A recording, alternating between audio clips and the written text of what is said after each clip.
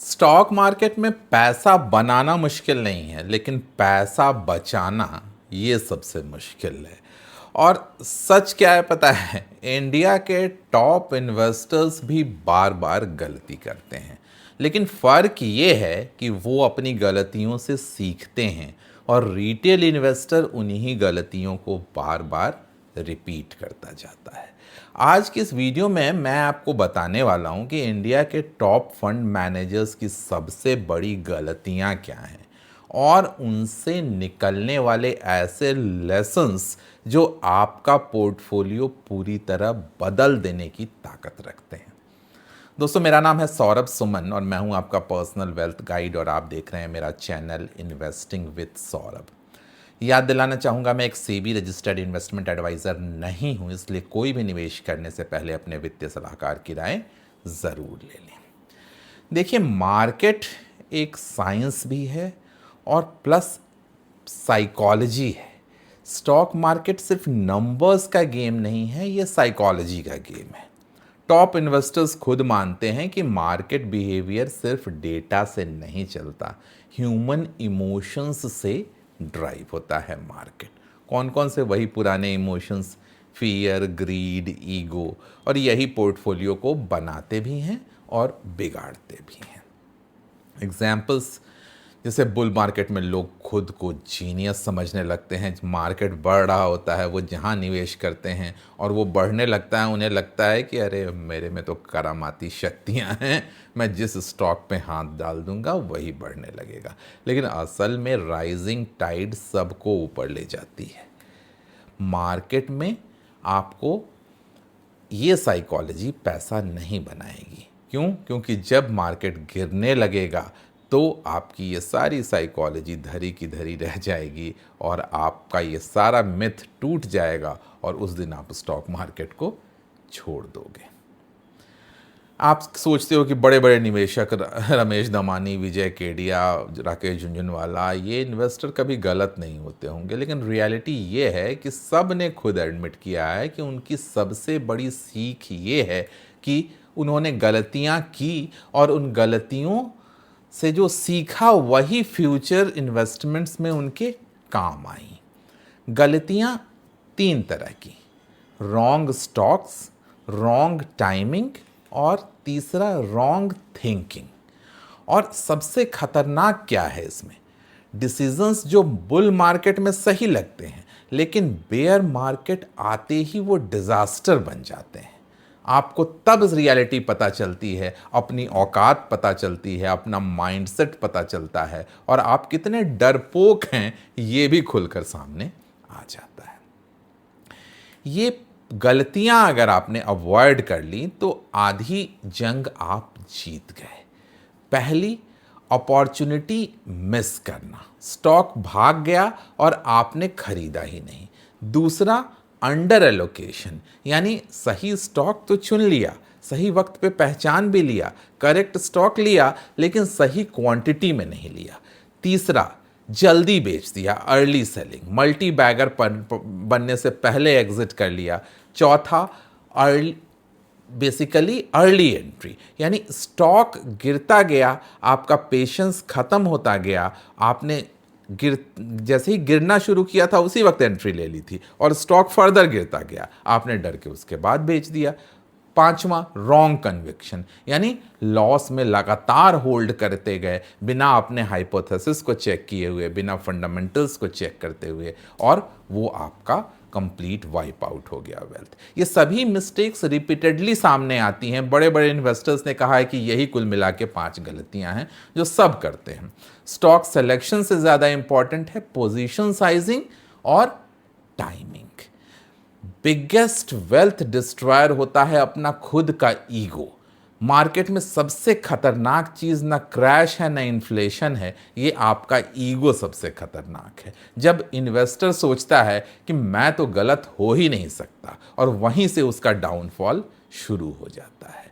बड़े से बड़े निवेशक कहते हैं कि आपको मॉडेस्ट होना होगा, आपकी ह्यूमिलिटी ही आपका सर्वाइवल डिसाइड करेगी। मार्केट इज ऑलवेज राइट, आप गलत हो सकते हो, इस बात को एक्सेप्ट करो, तभी मार्केट में आप सरवाइव करोगे। मार्केट से लड़ के आप मार्केट से पैसा नहीं कमा सकते हो। ट्रेडिंग वर्सेस इन्वेस्टिंग का एक मिथ बहुत चला आया है। एक ब्रूटल स्टेटमेंट है कि ट्रेडिंग वेल्थ डिस्ट्रॉय कर सकता है, इन्वेस्टिंग वेल्थ को कंपाउंड करता है। ट्रेडिंग एक इमोशनल रोलर कोस्टर राइड की तरह है। अगर डिसिप्लिन नहीं है तो ट्रेडिंग आपका कैपिटल खत्म कर सकता है। हर गिरावट में ट्रेडिंग करने की कोशिश आपके पोर्टफोलियो को खोखला बना सकती है। इसलिए अगर आप ट्रेडिंग को पूरी तरह समझते नहीं हैं तो आप इन्वेस्टिंग तक ही सीमित रखें अपने पोर्टफोलियो को, तो वो ज़्यादा सजेस्टेबल है।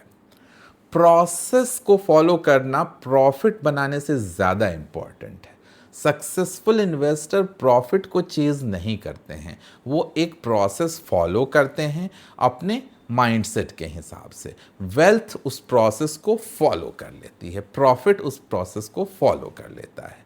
यानी राइट प्रोसेस अगर आपने अपनाया तो आपको सक्सेस मिल जाएगी। लेकिन अगर आपके पास प्रोसेस ही नहीं है, आप सिर्फ प्रॉफिट पे फोकस कर रहे हो, तो ये एक बड़ा खतरनाक इल्यूजन है जो आपके सामने आ रहा है। थोड़े वक्त अगर वो बिना प्रोसेस के आप प्रॉफिट निकाल भी ले रहे हो तो ज़्यादा लंबे समय तक आप टिक नहीं पाओगे स्टॉक मार्केट में। बुल मार्केट वही शॉर्ट टर्म प्रॉफिट देता है, वो बहुत सारे लोगों के दिमाग में इल्यूजन क्रिएट करता है क्योंकि उन्हें लगता है कि वो पैसा अपनी काबिलियत से कमा रहे हैं। लेकिन बेसिकली वो बुल मार्केट का फेज़ होता है जिसमें अपवर्ड मूवमेंट की वजह से वो पैसा कमा रहे होते हैं। उनके पास कोई डिटरमाइंड प्रोसेस नहीं होता है, ना तरीका पता होता है, और इसी वजह से बुल मार्केट में जो इन्वेस्टर्स क्रिएट होते हैं वो बहुत जल्दी बेचकर निकल जाते हैं। मार्केट का फीडबैक ही आपका सबसे बड़ा टीचर है। मार्केट सबसे बड़ा टीचर है। अगर आपका स्टॉक गिर रहा है तो आपको इग्नोर नहीं करना है, आपको समझने की कोशिश करनी है कि वो क्यों गिर रहा है। ज़्यादातर जो बड़े निवेशक हैं वो कंटिन्यूअसली रीवैल्यूएट करते रहते हैं अपने पोर्टफोलियो को। कोई बड़े निवेशक वो बाई एंड फॉरगेट की वॉरेन बफे वाली प्रिंसिपल पे नहीं एक्ट करते हैं, और इवन मुझे यहाँ तक लगता है कि वॉरेन बफे खुद भी नहीं करते हैं। वो उन्होंने एप्पल का शेयर बेच दिया, ऐसे बहुत सारे शेयर्स हैं जो उन्होंने खरीदे और बेचे। तो कहाँ से वो बाई एंड होल्ड वाली स्ट्रैटेजी रह गई, ये मेरी समझ में नहीं आती है। अगर आपने किसी थेसिस के बेसिस पे किसी स्टॉक को खरीदा था, तो अगर वो थेसिस टूट जाए तो आपको एग्जिट करना ही है। कोई अटैचमेंट नहीं, you have not married to the stocks, कोई अटैचमेंट नहीं, आपको हर कंडीशन के हिसाब से एडाप्ट करना है। Luck versus skill. क्या स्टॉक मार्केट में सक्सेस सिर्फ स्किल से आती है? रियलिटी ये है कि लक भी बड़ा फैक्टर है, लेकिन डिफरेंस क्या है? लकी इन्वेस्टर्स पैसा बनाते हैं और स्किल्ड इन्वेस्टर उस पैसे को बचा पाते हैं। लक से पैसा अगर बन भी गया तो अगर आपके पास स्किल नहीं है, अगर आपने प्रोसेस को फॉलो नहीं किया, तो वो प्रॉफिट यूं ही चला जाएगा। इसलिए you have to be skilled, you have to understand the process, the dynamics of stock market in order to protect your profit, in order to protect your wealth. Multibagger thinking. कैसे multibagger stocks identify होते हैं? पहला, strong business model, consumer behaviour की understanding और long term growth visibility, और इन सब के ऊपर आपका पेशेंस, लंबे समय तक बैठे रहने की ताकत, कुवत, एबिलिटी, शॉर्ट टर्म में नॉइज इग्नोर करने की ताकत, लॉन्ग टर्म की स्टोरी पकड़ने की ताकत। यही है मल्टी बैगर स्टॉक्स को अर्ली आइडेंटिफाई करने का फॉर्मूला। स्टॉक मार्केट में सक्सेस का फॉर्मूला सिंपल है। गलतियां कम करो, कोशिश ये करोगे कि गलतियां ना करें तो वो संभव नहीं है, वो अनरियलिस्टिक एक्सपेक्टेशन है आपको अपने आप से, आप फ्रस्ट्रेट हो जाओगे। गलतियां आप करोगे, कम गलतियां करो, क्योंकि वेल्थ क्रिएशन दो चीज़ें हैं, right decisions minus wrong decisions. अगर ये पॉजिटिव में है तो आप वेल्थ क्रिएट कर लोगे।